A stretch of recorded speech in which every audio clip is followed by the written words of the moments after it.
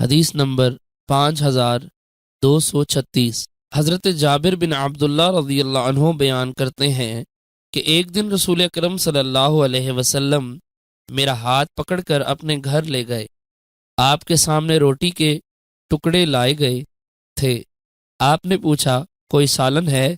تو گھر والوں نے کہا نہیں، البتہ تھوڑا سا سرکہ ہے۔ آپ نے فرمایا سرکہ بہترین سالن ہے۔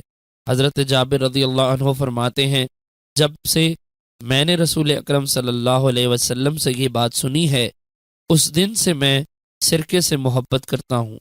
حضرت طلحہ رضی اللہ عنہ فرماتے ہیں جس دن سے میں نے حضرت جابر رضی اللہ عنہ سے یہ حدیث سنی ہے اس دن سے میں سرکہ پسند کرتا ہوں۔ حدیث نمبر 5237۔ حضرت جابر بن عبداللہ رضی اللہ عنہ سے مروی ہے کہ رسول اکرم صلی اللہ علیہ وسلم ان کا ہاتھ پکڑ کر ان کو اپنے گھر لے گئے۔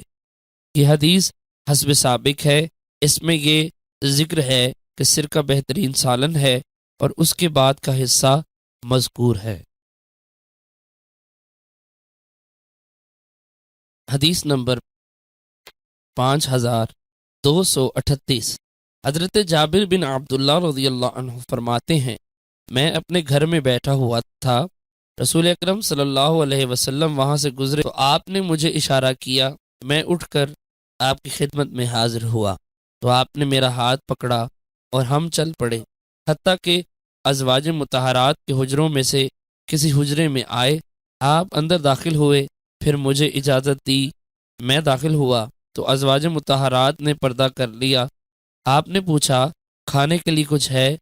گھر والوں نے کہا ہے، اور 3 روٹیاں لائی گئی اور ان روٹیوں کو نبی اکرم صلی اللہ علیہ وسلم کے سامنے رکھ دیا گیا۔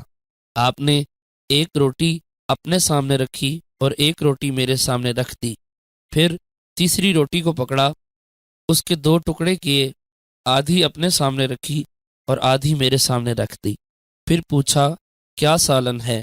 گھر والوں نے عرض کیا نہیں، البتہ تھوڑا سا سرکہ ہے۔ آپ نے فرمایا لاؤ، یہ بہترین سالن ہے۔